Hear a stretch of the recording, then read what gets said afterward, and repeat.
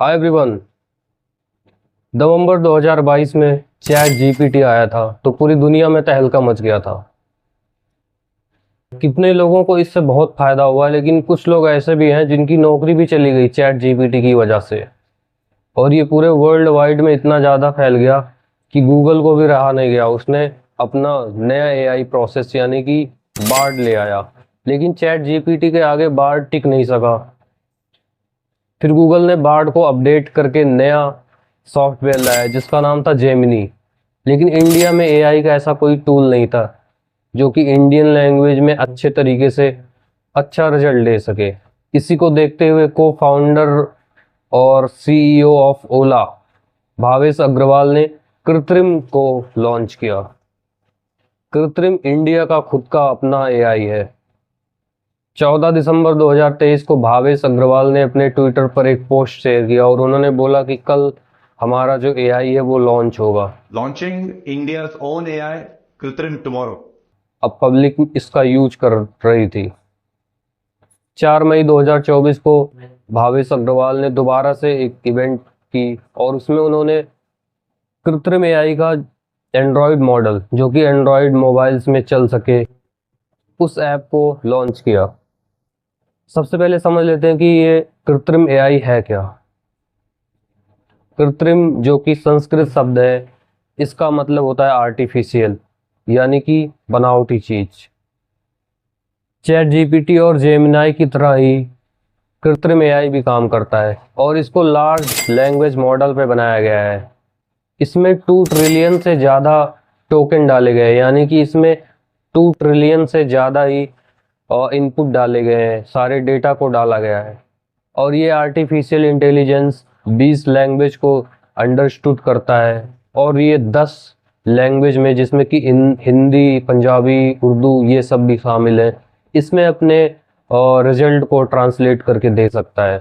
वैसे देखा जाए तो कृत्रिम एआई इंडियन यूजर्स के लिए बहुत अच्छा साबित हो सकता है क्योंकि ये इसमें इंडियन कल्चर और इंडियन रीजनल लैंग्वेजेस को भी डाला गया है।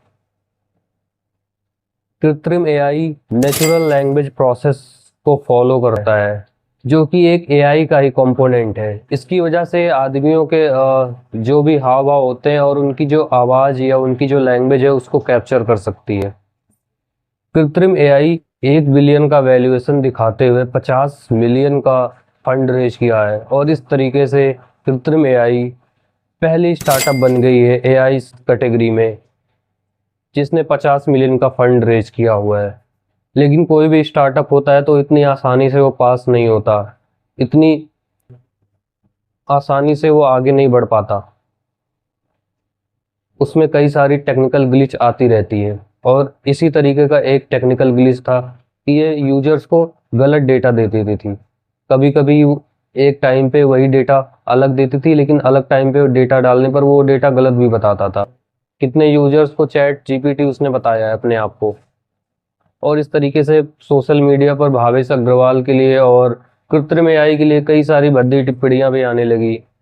कृत्रिम एआई के स्ट्रेटजी हेड ने बताया था कि हम ऐप को धीरे धीरे इम्प्रूव कर रहे हैं, इसमें डे बाय डे अलग अलग चीज़ें अपडेट होती जा रही हैं। इसमें डेली कुछ ना कुछ अपडेट होता रहता है, हम डेली इसमें नए नए डेटा को ट्रांसफ़र करते रहते हैं और इसको हम डेली अब इम्प्रूव कर रहे हैं और जिसका रिजल्ट भी दिख रहा है। पहले जो दिखाता था कि ये ओपन एआई है, चैट जीपीटी है, वो सारा बंद हो चुका है और वो रिजल्ट भी अच्छा दिखा रहा है। अब हम इसको अपने आप से यूज करके देखेंगे। अभी हम चैट जीपीटी और कृत्रिम एआई दोनों को यूज करूंगा और आपको लाइव दिखाऊंगा कि इसमें वर्क कैसे करता है और कैसा दिखता है, इसका इंटरफेस कितना स्पीड इसकी है, क्या है। गाइस, यहाँ पर मैंने चैट जीपीटी को ओपन कर लिया है।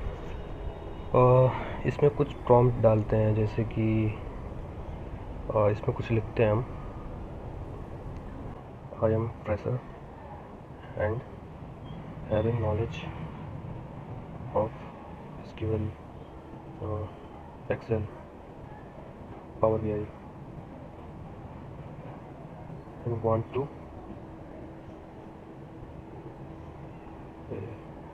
transit my career in data analyst field.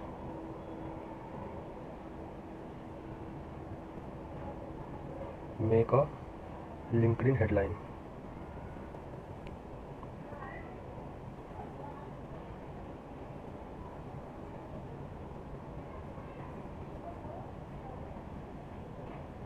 मैंने यहाँ पे लिंक्डइन का हेडलाइन बनाने के लिए ये प्रॉम्प्ट डाला हुआ है, उसके बाद देखते हैं क्या आंसर आता है इसमें।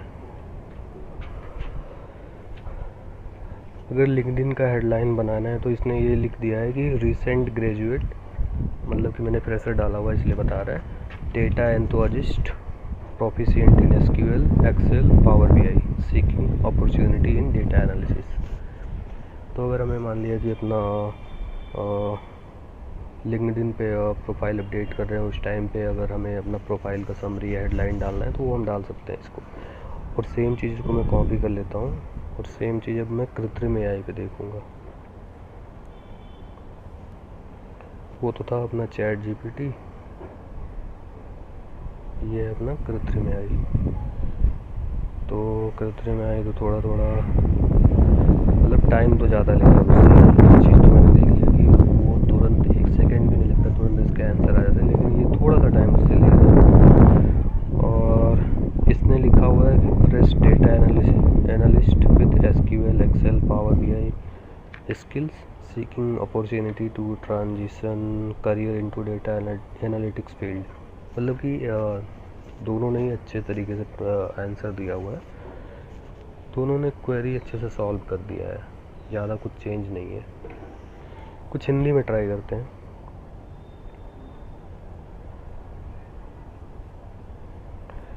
Right essay on social media in Hindi. ये मैंने कृत्रिम एआई पे डाला हुआ है। कृत्रिम एआई का जो प्रोसेस है वो थोड़ा स्लो है।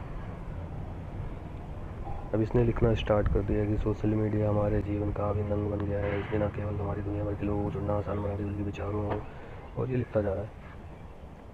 और यहाँ पे कुछ फ़ायदे बता रहा है कि कनेक्टिविटी, सूचना, मनोरंजन, ये फ़ायदे बता रहा है। व्यवसाय, विपणन, कौशल ज्ञान विकास, सक्रियता, वकालत, ये सारा कुछ लिखता जा रहा है, बड़ा लंबा चौड़ा। सोशल मीडिया पे अंत में सोशल मीडिया हमारे आधुनिक जीवन का अनिवार्य पहलू बन गया है। ये तो था कृत्रिम एआई, जिसने कि बहुत लंबा चौड़ा और हिंदी में बढ़िया से लिख भी दिया है। सेम चीज़ मैं अब जाके उसको कॉपी करके चैट जीपीटी डालता हूँ।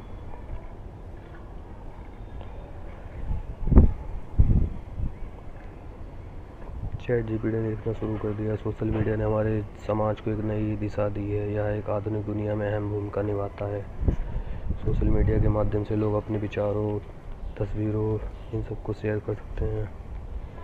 सोशल मीडिया का महत्व बढ़ता जा रहा है। और ये एक चीज़ ये देखने लायक है कि कृत्रिम ने बहुत लंबा चौड़ा लिखा हुआ था, लेकिन सोशल मीडिया चैट जीपीटी ने थोड़ा बहुत स्लो छोटा करके लिखा हुआ है, बस इतना ही छोटा है। लेकिन कृत्रिम ने बहुत बड़ा लिखा हुआ है, देखो।